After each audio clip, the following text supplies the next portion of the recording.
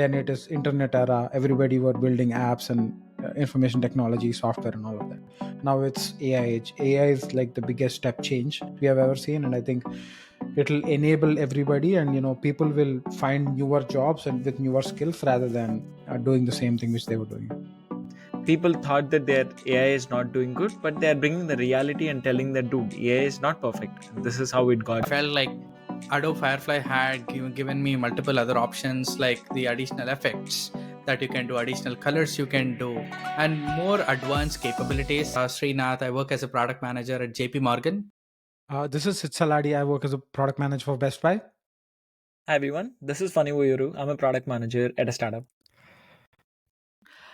Today, we'll talk about some of the latest things, especially happening in the technology space, and we'll pick our favorites and dive into each of this. And we are also curious to hear from you in the comments.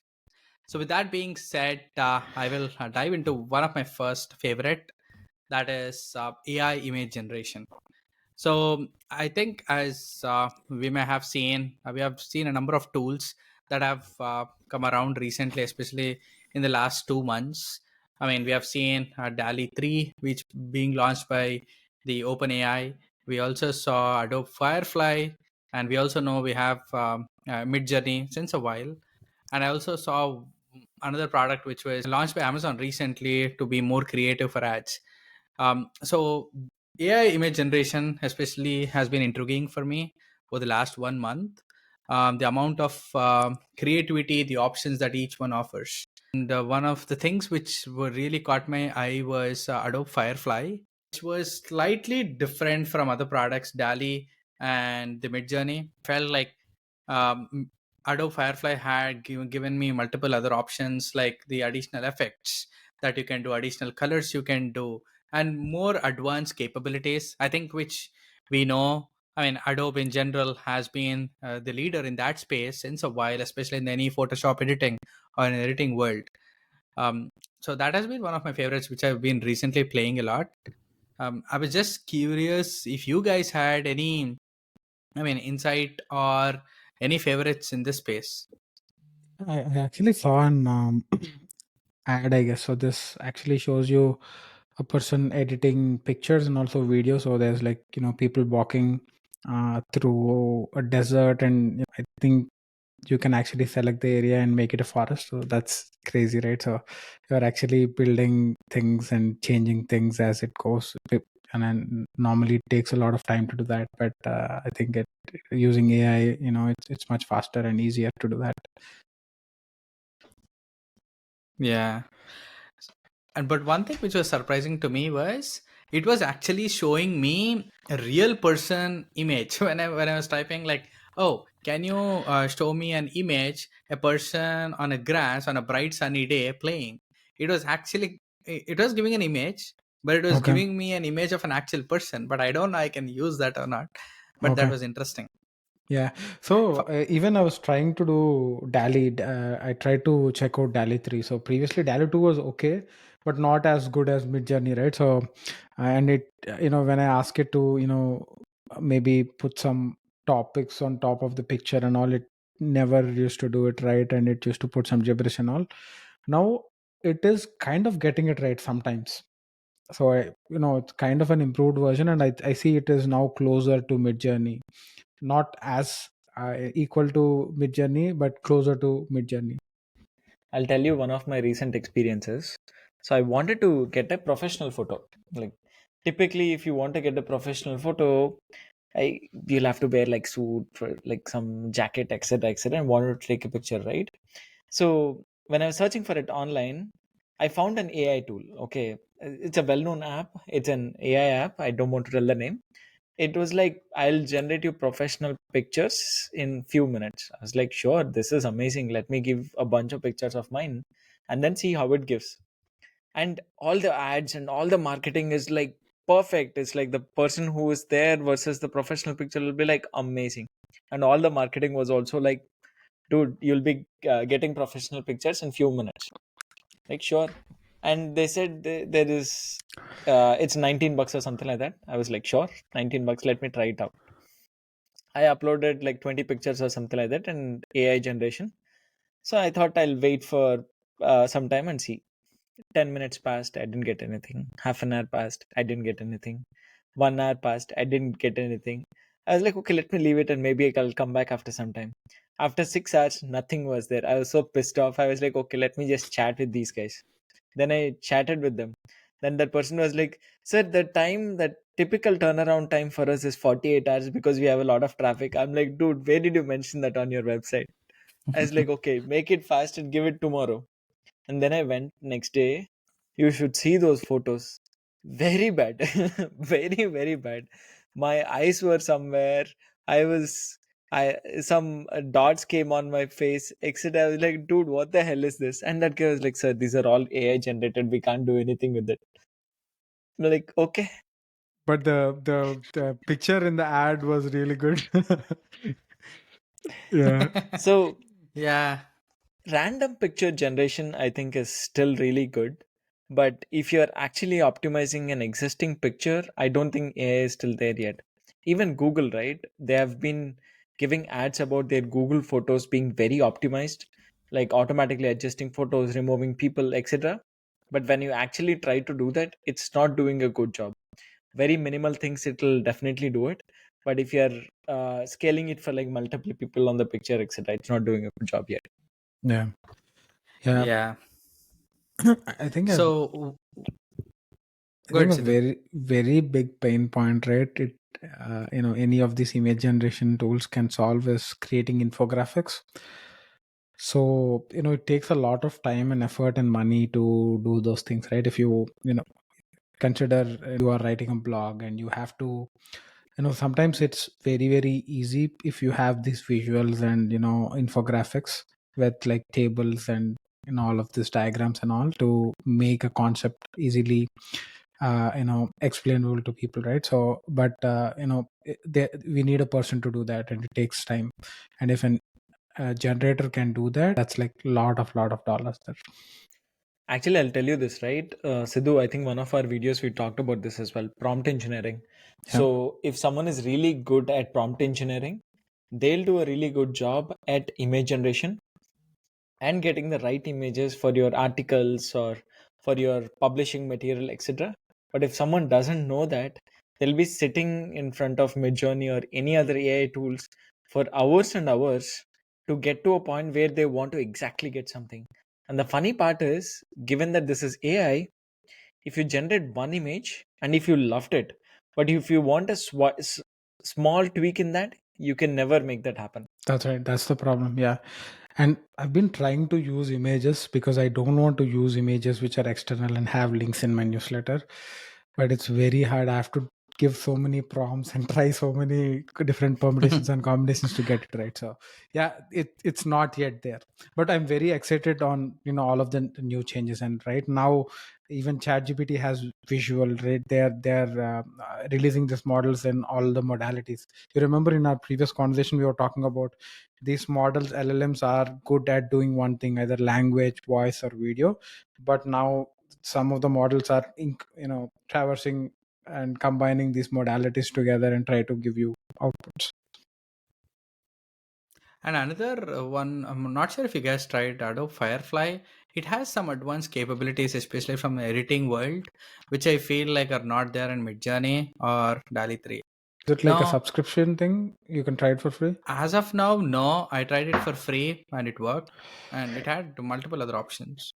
It's still a beta version though. You Yeah. can Yes, it's generate a bit. whatever image you like. It'll generate something. If you generate humans, it's still bad. But if you need to download it, they don't let you download.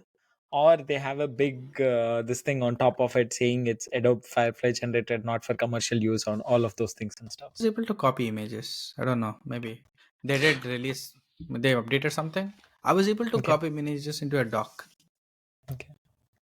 Um, and yeah, no. Overall, I think for me, at least as of now, Midjourney still stands first. Then I felt like maybe Adobe Firefly, then maybe DALI 3, because DALI 3 is still, I feel they give random images with different language and text. Even though I specifically say 100 times, please give me in English, but it still doesn't give me in English. That's where I No, struggle. language doesn't come in anything. Even Midjourney, like none of the AI generation tools or No, image generation DALI 3 tools is can get. is better actually. It's not completely right, but Really? it's better. Yeah. Okay. So I tried doing some infographics, but see, I asked it to create three different circles and add arrows to it.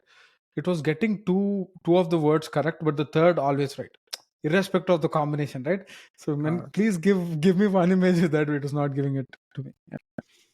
Yeah, I had a different experience. Maybe, I mean, I liked Mid Journey in that sense, but overall, I mean, one other thing which I also want to talk about is Amazon just, I think, last week launched an AI powered image generation for sellers, which I think is a game changer. As you know, for Amazon, I mean, their products are pumped by most of the sellers, right? So, based on their survey, like close to 75% of the sellers said they have trouble in promoting creative ads. They have to hire marketing people in creating ads and all that stuff.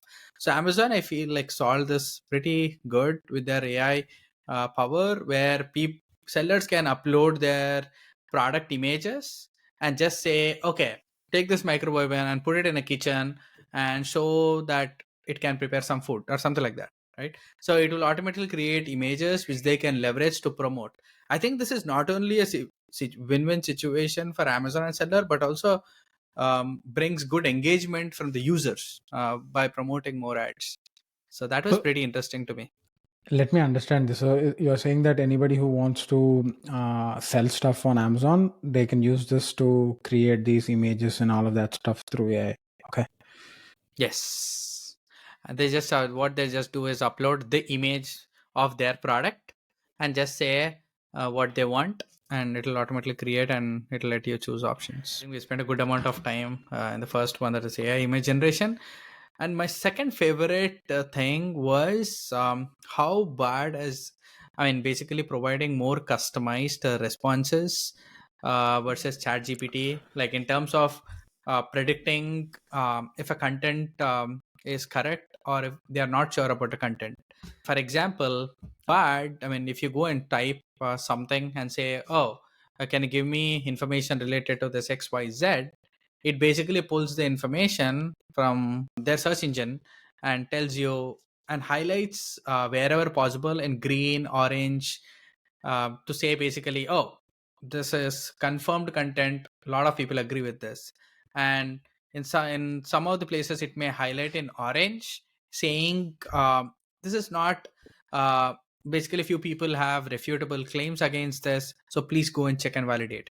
I really like that feature because that really helps me to, when I'm trying to search something, that really helps me to validate if it's correct or not. I felt like Bard is one of the first product there willingly admitting that it's not sure about something, which I did not find in other AI products. I'm not sure if you guys have used it, but that was pretty interesting to me. I've heard about Google recently updating their algorithm and favoring towards content that has more citations or more references, etc. The way I read that news basically is it's hurting people like bloggers who have like one-off content which might not have too many citations, but it's an expert opinion and stuff. So it might be hurting people who have such kind of things, but it's good they're explicitly mentioning there that hey, these are the citations that I have, this is the trust that I, they're trying to build a trust with the customers, especially with what happened in some of their presentations and stuff, because people thought that their AI is not doing good, but they're bringing the reality and telling that dude, AI is not perfect and this is how it got the data. Yeah. And it has always like has the latest data, right? That is the biggest differentiator for Google. You can tell what is the latest news from today in Google, and it'll tell you all that. Versus if you go to other like AI powered products which are kind of trained models, like backdated, you can't get that information. Yeah. That's But the news versus the LLM concept, right? So if you think about language learning models, all the language learning model is doing is basically generating some text or generating an AI image based on what it has. But what Google is doing is giving you news. So whenever you're thinking about news, that's basically you crawling through entire web and giving you whatever is the latest data. Yeah. That's Yeah. the difference that I would see there. So Yeah. I think this is really interesting. I haven't tried this tool. I definitely want to try this. But couple of things, right? I think it's a good use case for fact checking. Like when we want to check facts on maybe stats, right? Population, maybe economic data and all of that. It's good. But what do you do with opinions, right? People have opinions, and maybe if we say that 80% of the people have this opinion, maybe people might be biased, right? So I think, is it also giving out the biases? Like, do people agree, don't agree with this kind of thing? I think it's more related to the facts Okay. than opinions. So it's just taking facts and trying to represent what most people are saying versus where there may be few people are saying. Yeah. Let me share my screen. Article on AI or something like that, or yeah, product.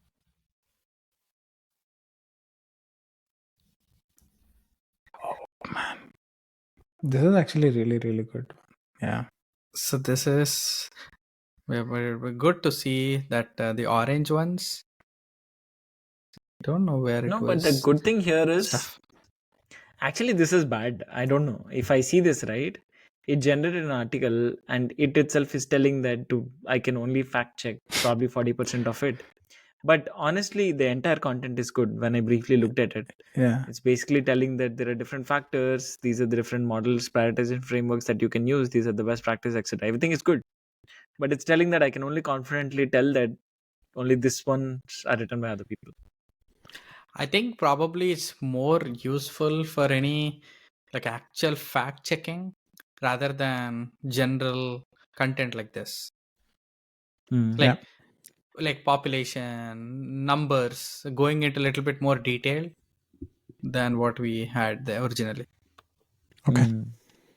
Yeah, but overall what I want to say is I like this feature where I can have a little bit more confidence rather than using some other tools where it just populates all information and we may not know if something is correct or not. Yeah. All right, I think that was my second favorite. I was just curious to hear your guys' thoughts. Funny, what are your favorites? I have a couple of topics that I wanted to casually chat, right? The first one that I saw in news is X is launching voice and video calls. At least when I saw that news, I was like, it's going towards Elon Musk's overall vision of everything app. Like, I should be able to come there, I should be able to chat with people, pay money if it is needed, do all the transactions. If it is e-commerce, I'll have to do e-commerce. If I want to do calls, I should be able to do the calls and stuff. So it's going into that vision of an app which has everything. But at least in the current state, what it is, and right now, I don't feel like their audio and video functionalities will be successful. The reason I'm telling that is, I can take the examples of, let's say, Google's Duo, or I can take the example of Facebook Messenger. All of these are not intended to do certain things, but they continue to add those functionalities so that you can do those audio calls or video calls and stuff. But I don't feel like they are successful, and I feel X is going in the same direction of adding these features which might not be really helpful for their customers. What do you guys think? Yeah, I know there were multiple other apps like this. Like I think Viber, if I recall correctly, I think they also approached a similar way. And I think initially it was successful, but I think quickly there were many other different standalone products which became popular. So that was one of the closest example which I can relate to. No, but what do you think about X doing it? Like, do you think they're taking a right decision by launching it? I'm kind of on the fence.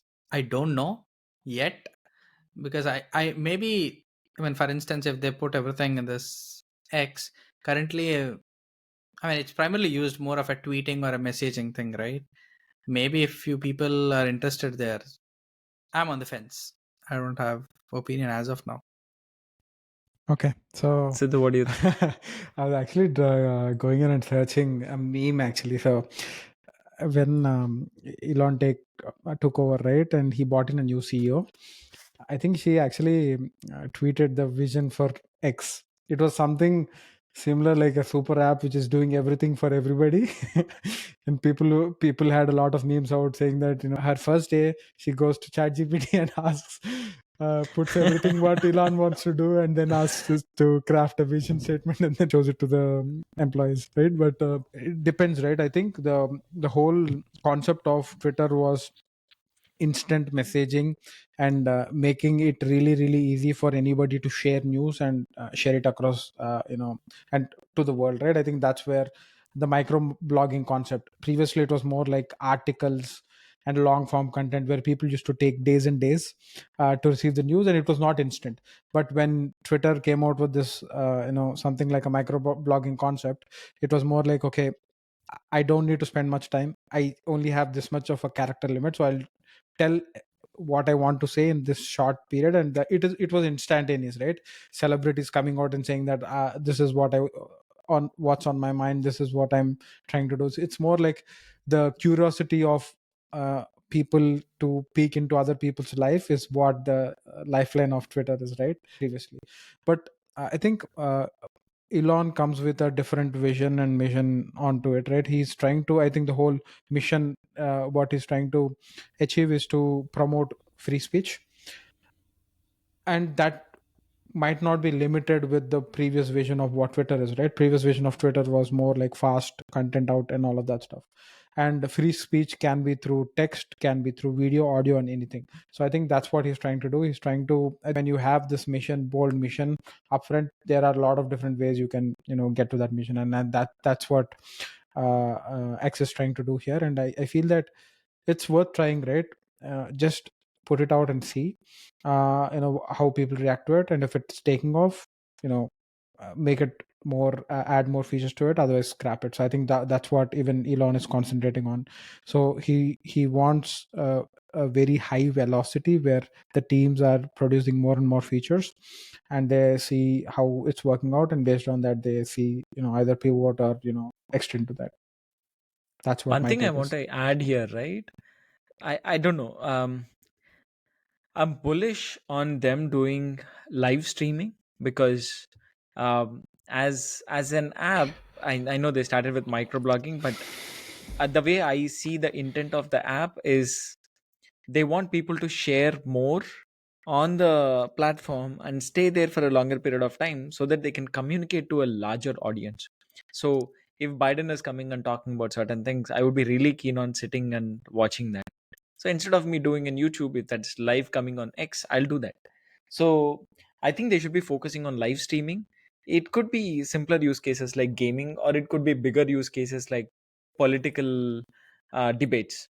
I think they'll be, if they focus on that, I think that have They're already larger doing that benefits. in Twitter Spaces. So there were, I think, some sessions which were conducted where the presidential candidates came in and they were basically Mm. debating. So previously it was more like, this big media houses, they have a big stage set up and the questions were given up front and they then go in and debate. But this was more like they're interacting with the audience, and they're like hosts, co-hosts who are talking and all of that stuff. So yeah.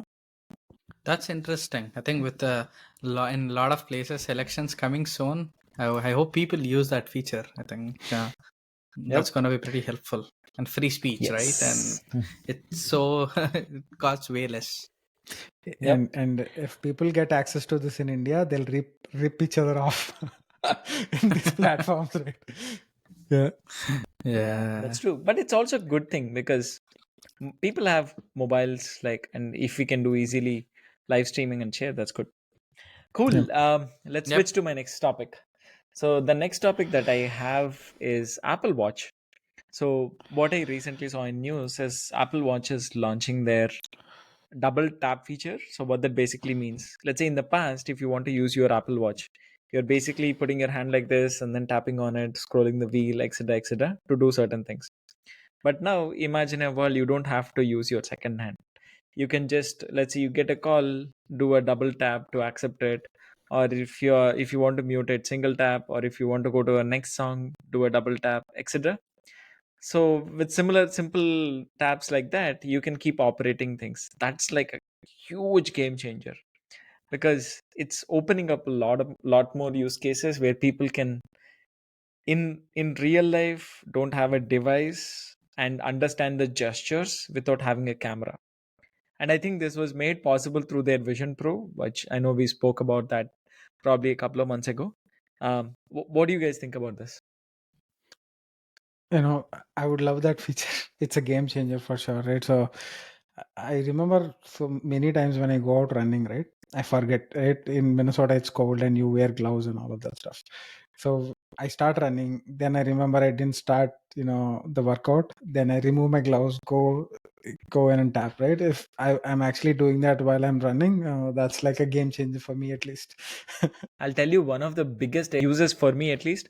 The only thing that I'll use, or I used it many times, is taking picture. Like, I have a camera stand, I put my phone on that, and then whenever we are taking group pictures, right? We go there, we take our watch, get that camera app, tap on it for 3 seconds, etc.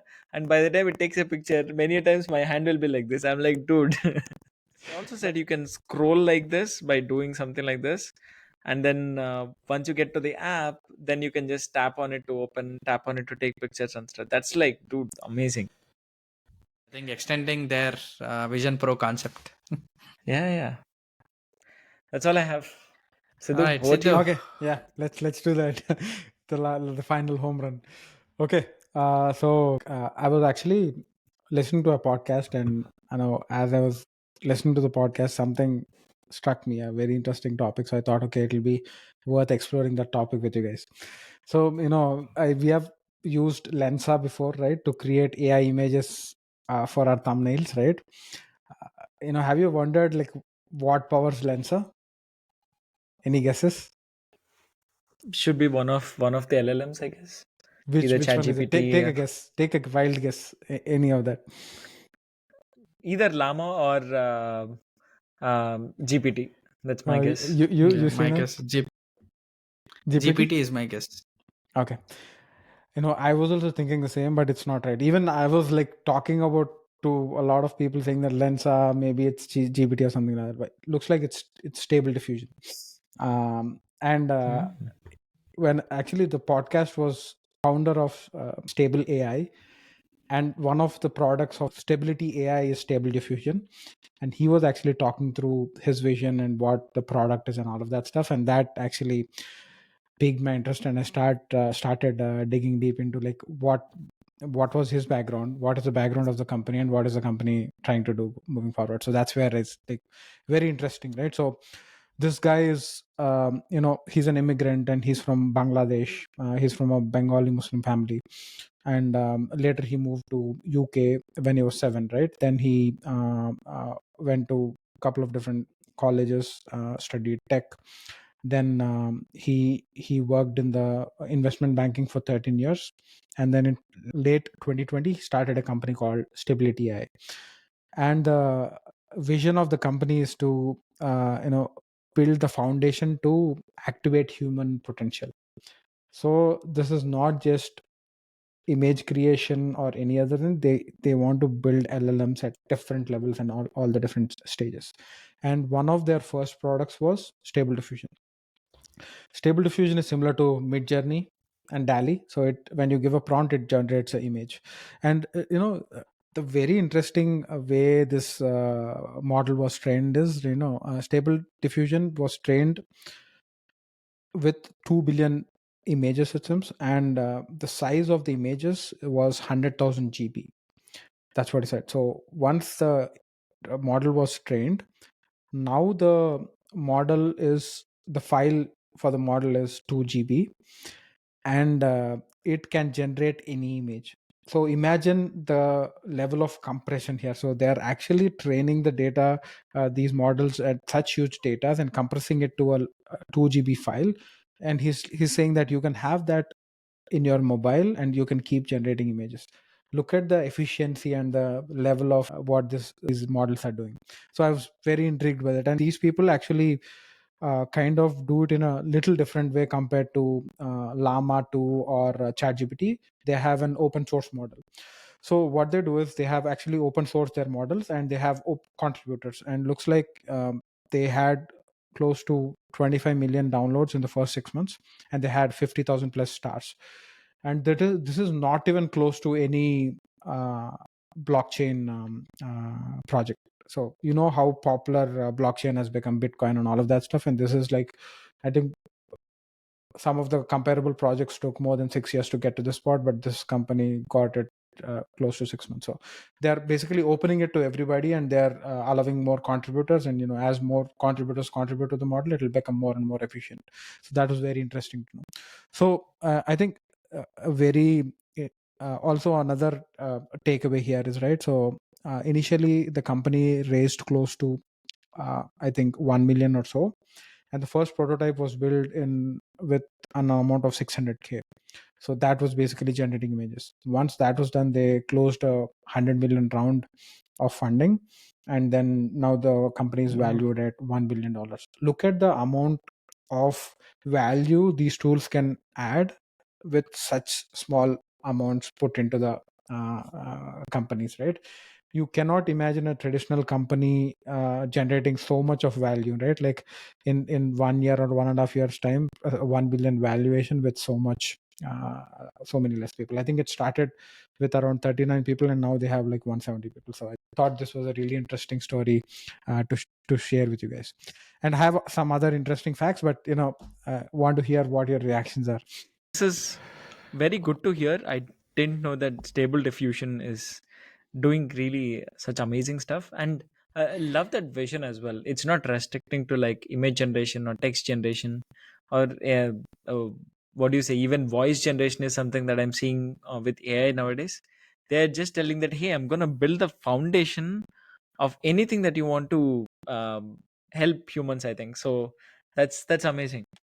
Yeah. And even on the growth, right, big companies can definitely do that. Big companies can definitely, like you said, Apple is spending $1 billion in building their ML. So if big companies want to do it, they can definitely make it happen.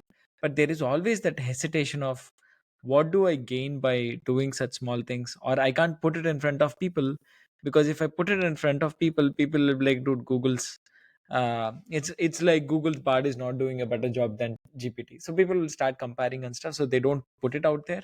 But I'm sure within the company they'll have something. And these guys, they're not losing anything, right? They can just put anything out and say that, dude, I achieved something. Yeah, I like the way which they're approaching this, right? So even Llama, ChatGPT, maybe they're exposing their models to other people to use and train and all of that stuff, but they're not exposing the code itself, but they are actually open sourcing the code so that people can develop, and it's a community based thing that is being built on. But it's also interesting on how they are approaching the future and what they want to go moving forward. So they're looks like they have now like a stable product, which is image generator, and there's also another I think a language model which is called stable LM. And it is normally, when you look at ChatGPT or Llama, it is trained somewhere between 7 to 70 billion parameters. This is a very small language model which is trained with 300 billion parameters. But what they're saying is this can actually be uh, on your phone, right? And see the potential use cases this can unlock, right? This can help you basically answer any of your questions, and you don't need connectivity, internet connectivity, and all of that stuff. So imagine the potential of this. And Actually, I want to add one thing there, Sidhu.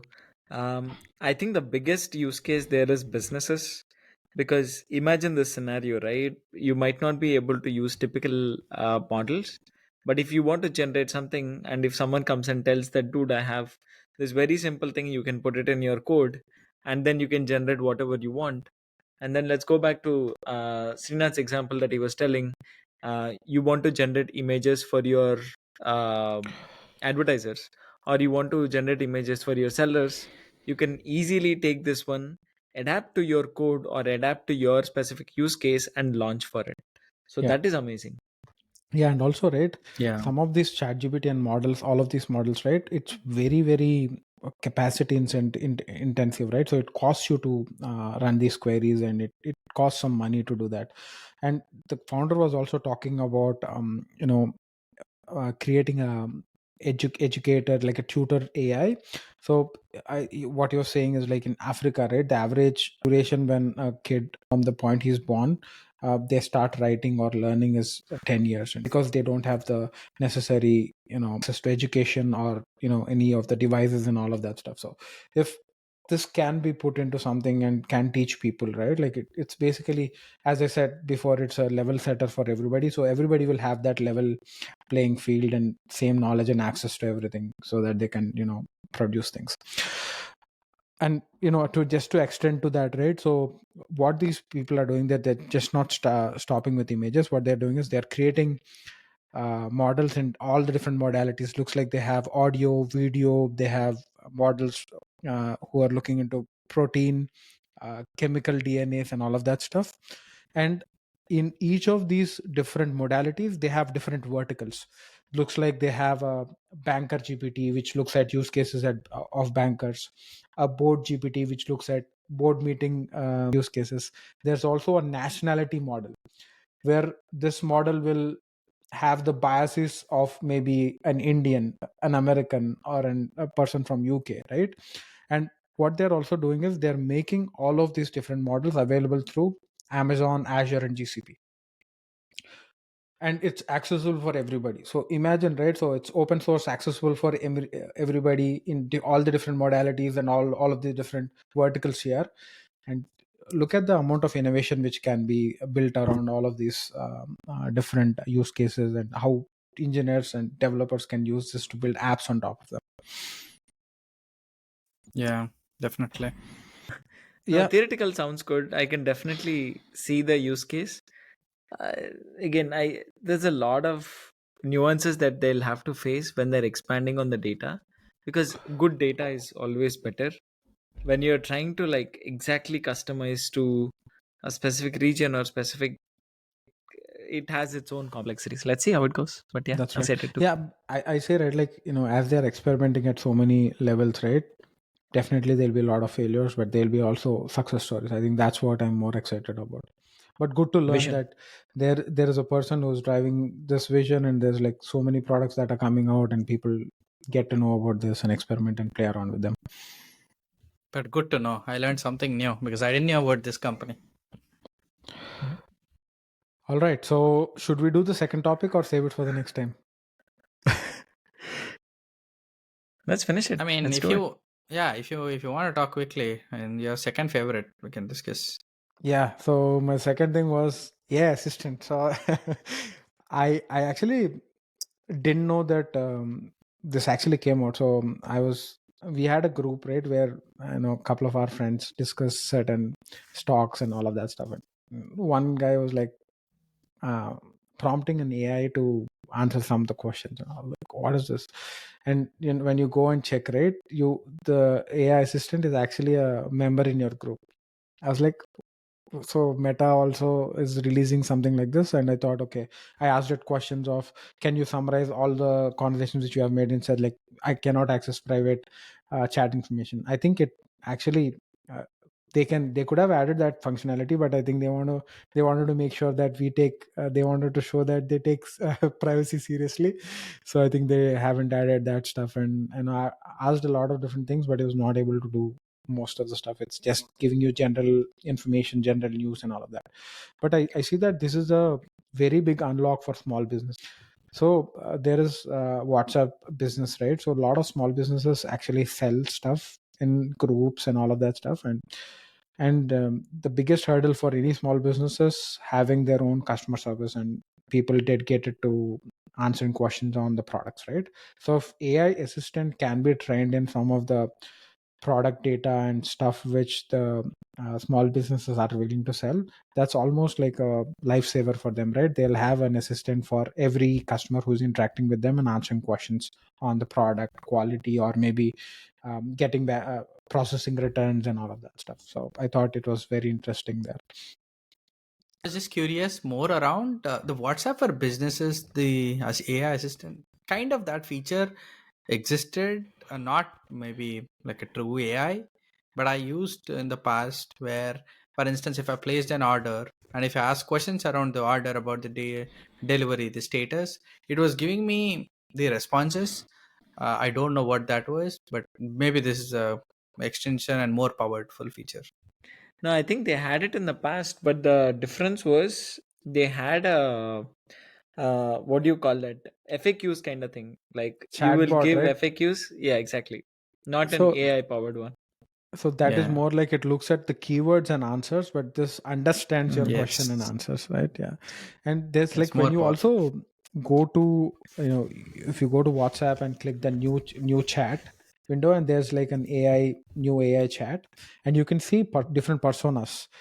There is a travel expert. There is also a sports debater, a storyteller, and they have maybe a dance enthusiast, a brotherly jokester. So they have all of these personas, and you can actually talk to them. I actually tried it out, Sidhu, some time back. Okay. I couldn't find it after that somehow. Like it appeared for some time. I added it. I didn't like it. I was like, I wanted to find it again. I couldn't even find it after that. Yeah. Yeah, I didn't Hmm. find much value, but it's something which you can play around for 1 or 2 days. Even in a lot of groups, I've seen people playing around with the AI assistant, scolding it, and all of that stuff. One thing I want to add is I've recently seen news about Intuit Assist. So Intuit has been marketing that product like big time, big time. So everywhere you go, you'll see Intuit Assist posts. They have been promoting it on the Wall Street, etc. And it's very similar thing, right? They're utilizing the chatbots, and they're utilizing AI and the current existing chatbots, and that it's helping you answer your personal finance questions. So for example, if you ask like what is my current wealth, or how do I improve it, what else can I do, how can I build my money, etc., it keeps answering those questions, which is good. And it also does the same thing for like QuickBooks, as a QuickBooks, like you are telling, it's a small business use case, right? Exactly same thing. When they are trying to do some financials, invoices, etc., it'll give you all those statuses very fast, instead of you going through several things and then figuring out. So AI chatbot use case is scaling a lot. Yeah. Yep. I mean, I hope it's not a threat to the customer service, where I think they have to be more innovative. No, I see all of these are enablers, because even think of it like this, right? As we grow, people don't like to do certain jobs. Okay. And when they don't want to do a certain jobs, it will be very difficult for businesses to find people who Yep. continue to do that. So that is where all of the automation comes in place. That is where all of the um, AI and additional machinery comes into place to speed it up. That's how I would Yeah. see it. After 10 years, why would someone want to probably sit at a call center job and take calls or do and chat? I'm sure there will be Or people, but the scale will be low. even people, why would they want to code? Yeah, sure. Yeah, yeah. Low I think code, no that's code. no. I think it's definitely an enabler, right? So I have a thesis, right, where I would say, right, there are these big waves that keep coming in the society. So starting, it was more like agrarian society. Everybody was farming. Then it is industrial age. Everybody were working in factory floors. Then it is internet era. Everybody were building apps and information technology, software, and all of that. Now it's AI age. AI is like the biggest step change we have ever seen, and I think it'll enable everybody, and people will find newer jobs and with newer skills rather than doing the same thing which they were doing. Yeah. Cool. Awesome, All Sidhu. right. Yeah. I think we had some pretty good discussion. I think a lot of the favorites. I think the good thing which I saw in this conversation was each of us had very different products and probably with different capabilities, which was interesting. That means like, oh, okay, everyone is following. So, all right, I think that's it for today. But for all the viewers out there, I mean, tell what your favorite product is and type it in the comments and let us know if you have anything that you want to share for all the viewers. Thank Thank you. you.